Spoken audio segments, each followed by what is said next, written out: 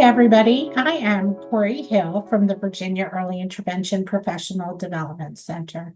Today, we're going to do a brief introduction to the pyramid model framework, which we use the acronym PMF. When we think about the pyramid model on screen, you will see a picture, and we start at the base with the effective workforce, which is the section in yellow. When we think about that effective workforce, we are considering early interventionists who work with children and families who have a strong understanding of social emotional development, infant mental health, and the importance of caregiver and child interactions.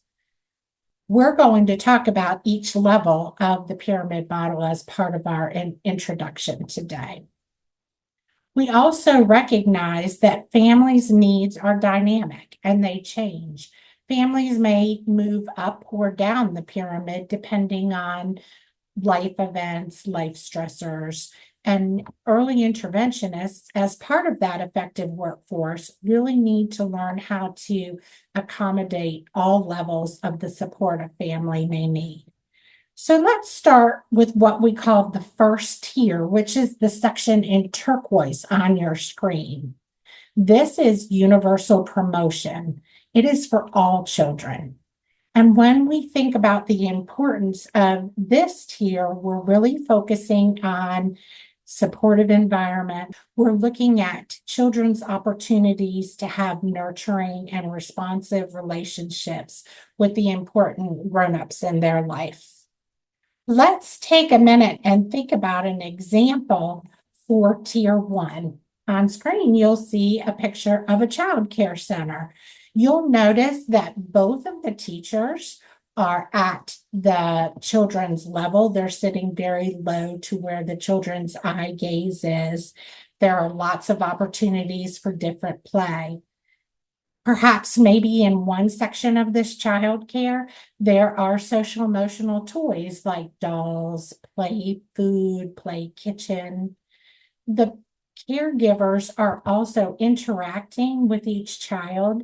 And an example might be two children want the same toy, and the caregivers are modeling appropriate social emotional interactions and words to help support those two children who want the same toy.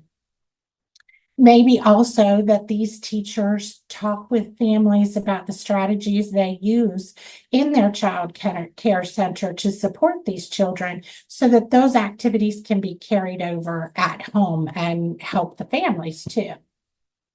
If we move up the pyramid, we get to this green section, which is Tier 2. Tier 2's main word is prevention. We think about targeted social emotional supports, and it's for children at risk. It's a smaller group of children than those on the blue or turquoise section. Let's consider an example of a potential Tier 2. So on screen, you see Jin and his mom, Asako. And Jin is a 26-month-old who lives with his mom, and he is a high sensory seeker. He is always on the move. If there are little toys on the floor like Legos, he will walk right over them without it even seeming to register that this could potentially hurt the bottom of my little feet. Last week, Asako found him trying to climb from the kitchen counter up to the top of the kitchen to the refrigerator.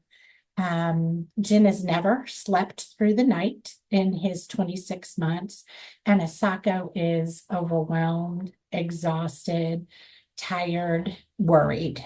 This is an example of Tier 2 kind of considerations.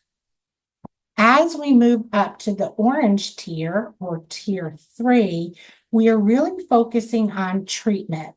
It's much more intensive intervention. It's far fewer children. Children in this tier may have to have a functional behavior assessment. They might have to have a functional behavior plan. They're pretty focused activities and intervention in order to support families who have children on the orange tier. Let's think about another example for this one. This is Birdie, and Birdie was removed from her family's care about 3 weeks ago as a result of a CPS report for abuse and neglect. She is currently in a foster family. Again, she's been there about 3 weeks, and meal times are frequently difficult. She does seem very food motivated, but she frequently smears her food. She's very messy. Her foster mother really values cleanliness, and you can see the white curtains in the background. Not a good match with spaghetti. And this has been a really challenging situation. Birdie also is not really responding what her foster mom thought would be pretty typical opportunities to be consoled. She doesn't like to be held. She doesn't like rocking. She doesn't like quiet singing. So there's been a little bit of a pretty strong adjustment to this situation. As early interventionists, the pyramid model framework really has 6 key practice areas that you can see on screen. At the basic level, you're really building partnerships with families, and you are using family-centered coaching to interact with those families. Early interventionists understand the importance of the dyadic relationship. That's the relationship between the parent or caregiver and that child. As we mentioned, when we think about the effective workforce, early interventionists really understand social emotional development, how that's individualized, looks different within the context of the children and their families. They also know how to do accurate social emotional assessments. And then they can support families who have children with more significant or challenging behaviors, like we talked about with Jen and Birdie. When we think about that pyramid model framework in Virginia, it really aligns with our principles and practices. It allows early interventionists the flexibility to use their expertise while also using the research and resources of the pyramid model framework to really support children and families and their social emotional development in an individualized, positive way.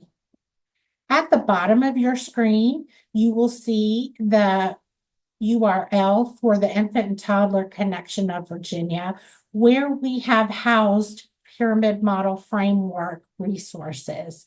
So check that on at itcva.online and then look for the Pyramid Model Framework.